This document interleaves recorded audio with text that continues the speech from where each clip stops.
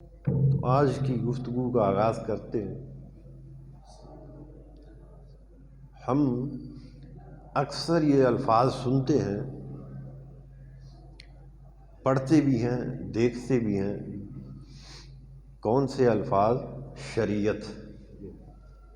بولیے، یہ سنتے اور پڑھتے ہیں لفظ شریعت، پھر ہم اس سے آگے بڑھ جاتے ہیں اور پھر ہم شریعت سے آگے بڑھ کر کہتے ہیں طریقت۔ بولیے، کہتے ہیں، اور پھر اس طریقت سے آگے بڑھ کر ہم کہتے ہیں حقیقت، یعنی صاحب شریعت۔ یہ تین درجے ہیں، مرتبے ہیں روحانیت کے۔ نمبر ایک شریعت، جب انسان شرعی احکامات کا پابند ہو جائے اور اس کا وجود شریعت کے تابع ہو جائے اور اسے اس میں دوام نصیب ہو جائے، تقوی نصیب ہو جائے، تقوی کی کیفیت نصیب ہو جائے، سدا نصیب ہو جائے۔ تقوی کسے کہتے ہیں؟ اس سادہ سی الفاظ کی بات کر رہا ہوں میں، بڑے سادہ سے حرف عام میں لانے کے لیے بڑی سادہ سی اگر بات کروں، یہ تقوی ایک بڑی جامع لفظ ہے اور اس کے بہت سے معنی کے اوپر ہم تذکرہ کر چکے ہیں، مگر آج اس کی ایک سادہ سی تعریف میں دیتا چلا جاؤں۔ تقوی کسے کہتے ہیں؟ اگر آپ کا وجود ظاہر ہر اس کام کو چھوڑ دے جسے اللہ تعالیٰ نے ناپسند فرمایا، اور آپ کا وجود فسق و فجور سے، گناہوں سے، خرافات سے بچ جائے اور بچ کر چلنا شروع ہو جائے اور چلنا سیکھ لے، تو فرمایا یہ تقوی ہے۔ تیرے وجود ظاہر کو گناہوں سے بچنا آ جائے اور تیرا وجود ظاہر خرافات سے، گناہوں سے بچ جائے، بچا لیا جائے، تو فرمایا تجھے تقوی کی کیفیت نصیب۔ اب شریعت یعنی ہر خرافات سے بچ جانا، گناہوں سے پلٹ جانا اور توبہ کے ساتھ، استغفار کے ساتھ اللہ تعالیٰ کی طرف رجوع کر لینا، اللہ تعالیٰ کے احکامات کو اپنے وجود کو اس کے تابع کر لینا، طاری کر لینا، غلبہ دے دینا۔ تو فرمایا کہ جسے ایسی کیفیت نصیب ہو جائے، وہ کیا ہے؟ اسے شریعت نصیب ہوئی، وہ صاحب شریعت بن گیا۔ اب جب یہاں تک تو بات سمجھ میں آ جاتی ہے، اللہ تبارک تعالیٰ نے قرآن پاک فرقان حمید کے اندر ارشاد فرمایا سورہ مائدہ کے اندر کہ ہم نے تم میں سے ہر ایک کو الگ الگ شریعت اور بڑی جامع راہ، کشادہ راہ عطا فرمائی۔ کیا ارشاد فرمایا؟ ہم نے تم میں سے ہر ایک کو الگ الگ شریعت، بولیے، اور کشادہ راہ عطا فرمائی۔ اب اس سے شریعت کا حق ہونا تو ثابت ہوا کہ نہیں؟ بولیے، ثابت ہو گیا۔ اب یہاں تک جب بات ہو جاتی ہے، شریعت کی بات سمجھ میں آ جاتی ہے اور قلب و باطن میں داخل ہو جاتی ہے، پھر کسی اللہ والے کے پاس بیٹھا جائے، کسی عارف کے پاس، اور صالحین کی صحبت اگر اختیار کی جائے، تو پھر وہ اس سے آگے کا پتہ بتاتے ہیں، وہ اس سے آگے کی بات کرتے ہیں، وہ کہتے ہیں طریقت، وہ وادی طریقت میں انسان کو ڈال دیتے ہیں۔ اب یہاں پر جب یہ ہم الفاظ سنتے ہیں شریعت، طریقت اور حقیقت کا، میں اس کے معنی ظاہر کے اوپر کئی مرتبہ بیان کر چکا، لیکن آج میں اس کی خاص سمت آپ کو لے کے جانا چاہتا ہوں۔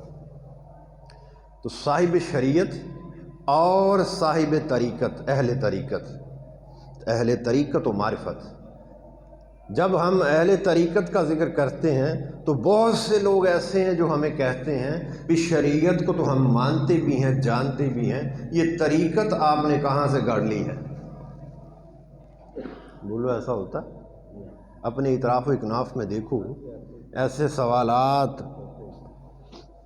ملتے ہیں آپ کو؟ بولیے، ملتے ہیں یا نہیں ملتے؟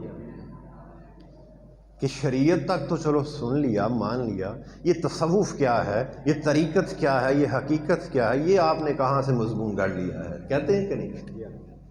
اور یہ طریقت کہاں سے آ گئی، یہ حقیقت کہاں سے آ گئی، یہ دو چیزیں کہاں سے آ گئی، یہ دو وادیاں کہاں سے آ گئی، ان دو وادیوں کا تذکرہ کہاں سے آ گیا؟ در حقیقت کج فہمی کج علمی کے باعث انسان اس قسم کی گفتگو کرتا ہے۔ جس کا علم سے کوئی تعلق نہ ہو اور معرفت سے کوئی تعلق نہ ہو، جسے معرفت الہی نصیب نہ ہو، چراغ نور حق نصیب نہ ہو، وہ اس قسم کی باتیں کیا کرتا ہے۔ آج میں آپ کو بتاتا چلا جاؤں کہ یہ طریقت کا لفظ کہاں سے آیا ہے اور طریقت ہم نے کہاں سے لی ہے۔ آج میں اس کے اوپر تذکرہ کرتا چلا جاؤں۔ در حقیقت طریقت بھی اللہ ہی کے کلام میں موجود ہے اور رب کائنات ہی نے ہمیں عطا فرمائی۔ ہماری سوچ و فہم کے اندر اور ہماری توجہ جو ہے وہ محروم رہی اس آیہ کریمہ سے، اس سمت ہماری توجہ نہ گئی۔ پڑھتے تو بارہ ہے کہ الحمد سے و ناس تک ہم مطالعہ کرتے ہیں، بارہا مطالعہ کرتے ہیں، مگر کبھی غور و غوض نہیں کیا۔ اللہ تبارک تعالیٰ نے ارشاد فرمایا ہم نے سب طرح کی باتیں اس کلام پاک کے اندر کر دی ہیں، ہے کوئی غور و فکر کرنے والا؟ بولو، فرمایا کہ سب طرح کی باتیں اس کلام پاک کے اندر بیان فرما دی ہیں، ہے کوئی غور و فکر کرنے والا؟ تو ہم پڑھتے تو ہیں، مترجمین کی جہت سے بھی پڑھتے ہیں، مفسرین کی جہت سے بھی پڑھتے ہیں اور بارہا پڑھتے ہیں، مگر ہمیں سمجھ میں نہیں آتی بات، کبھی توجہ اس سمت کی ہی نہیں۔ اب میں بتاتا ہوں طریقت کہاں پر ہے۔ سورہ جن آیت نمبر 11 سے لے کر آیت نمبر 16 تک کا مضمون اٹھا کر دیکھ لو۔ سورہ جن آیت نمبر 11 سے آیت نمبر 16 تک اس مضمون کو اٹھا کر دیکھو، آپ کو طریقت مل جائے گی اور طریقت کا وارد ہونا مل جائے گا۔ قبل اس کے کہ ہم اس کے عنوان ترجمے کی طرف بڑھیں تو اس کی تعریف میں کچھ بتاتا چلا جاؤں کہ جنات کا ایک گروہ جب مسلمان ہوا اور نبی اکرم صلی اللہ علیہ وآلہ وسلم پر ایمان لے آیا، آپ کی صحبت اختیار کر لی، آپ کی آغوش غلامی کے اندر آ گیا اور صحابی بن گئے۔ کیا بنے؟ صحابی بنے۔ اور وہاں سے جدا ہو کر جب اپنے اپنے گروہ کے اندر جب وہ قول بیان کرتے تو اس سورہ پاک کے اندر رب کائنات نے ان جنات کا قول بیان فرمایا۔ آیت نمبر 11 کے اندر اللہ تعالیٰ نے جنات کا کیا کیا؟ قول بیان فرمایا۔ وہ قول کیا ہے؟ ارشاد فرمایا کہ وہ کیا کہتے ہیں؟ وہ کہتے ہیں ہم میں بہت سے نیک لوگ بھی ہیں۔ جیسے انسانوں میں نیک بھی ہوتے ہیں، برے ہوتے ہیں، اور اولیاء بھی ہوتے ہیں، صالحین بھی ہوتے ہیں، اسی طرح جنات میں بھی اولیاء صالحین ہوتے ہیں، دائیں ہاتھ والے اور آگے ہی آگے بڑھنے والے۔ اسی طرح جیسے انسانوں کے اندر یہ قسم ہے، اسی طرح جنات کے اندر بھی یہ قسم ہے۔ اور رب کائنات نے ان کا قول جو بیان کیا، وہ کیا بیان کیا؟ وہ کہتے ہیں کہ ہم میں بہت سے نیک لوگ بھی ہیں اور ہم میں کچھ برے بھی ہیں۔ میری بات کو سمجھ رہے ہیں؟ الفاظ پر بڑی توجہ۔ ہم میں بہت سے نیک لوگ ہیں اور بہت سے برے بھی ہیں، کچھ برے بھی ہیں، کچھ پہلو ایسا بھی ہے جو ناقص ہے، برا ہے۔ اور پھر آگے کیا کہتے ہیں اور کیا فرمایا؟ اللہ تعالیٰ نے ان کا قول کیا بیان کیا؟ فرمایا کہ تیسری آیت پاک کے اندر وہ کہتے ہیں اور ہمارے جدا جدا طریق ہیں جس پر ہم چلتے ہیں۔ طریق، بات کو سمجھ رہے؟ طریقت، اور ہماری طریقت ہے جدا جدا طریقت ہے، بہت سے طریق ہیں، بہت سے طرز ہیں جس پر ہم چلتے ہیں. بات سمجھ رہے ہیں؟ طریقت. اب اس سے آگے کی جو آیہ کریمہ ہے اس پر جواب جو رب کائنات نے خود فرمایا. یہاں تک تو ان کا قول اللہ تعالیٰ نے بیان کیا. جنات کیا کہتے ہیں اپنے گروہ کے اندر کہ ہم میں نیک لوگ بھی ہیں، بولیے، اور ہم میں کچھ برے بھی ہیں، اور ہمارے جدا جدا طریق ہیں، یعنی طریقت بھی ہمیں نصیب ہے جس پر ہم چلتے ہیں. بولیے. اب اس کے جواب میں اللہ تعالیٰ نے ارشاد فرمایا، نبی اکرم صلی اللہ علیہ وآلہ وسلم ارشاد فرماتے کہ میرے پاس اس شے کی بھی وحی آئی، اللہ تعالیٰ نے اس پیغام کو بھی پہنچایا. کیا پہنچایا؟ کہ جو لوگ، اے میرے حبیب صلی اللہ علیہ وآلہ وسلم، جو لوگ طریقت پر گامزن ہیں اور طریقت کے اوپر پختہ لگے رہتے ہیں. طریقت سے مراد کیا ہے؟ یعنی طرز و طرز طریق ذکر الہی. طریقت یعنی طریق ذکر الہی. اے میرے محبوب صلی اللہ علیہ وآلہ وسلم، جو لوگ طریقت پر قائم رہتے ہیں اور طریق ذکر الہی پر قائم رہتے ہیں اور اس پر پختہ رہتے ہیں، پھر میں ایسوں کو کیا کرتا ہوں؟ میں ایسوں کو بہت سے پانی کے ساتھ سیراب سیراب کر دیتا ہوں.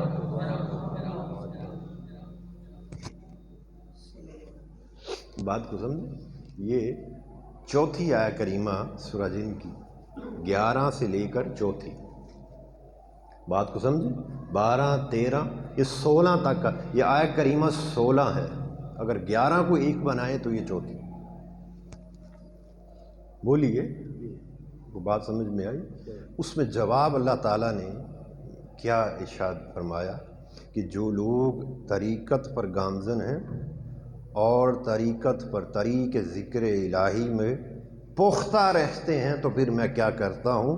میں بہت سے پانی کے ساتھ انہیں سیراب سیراب کر دیتا ہوں. انہیں کیا کر دیتا ہوں؟ سیراب کر دیتا ہوں.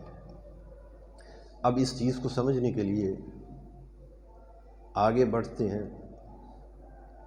اللہ تبارک تعالیٰ نے ارشاد فرمایا، داہنے ہاتھ والے بولو اور آگے ہی آگے بڑھنے والے. طبقات کا ذکر فرمایا، دائیں ہاتھ والے، بائیں ہاتھ والے اور آگے ہی آگے بڑھنے والے، یعنی سبقت لے جانے والے عاشق لوگ، ان کا تذکرہ فرمایا. اب جو دائیں ہاتھ والے ہیں وہ کیا ہیں؟ وہ صاحب شریعت ہیں.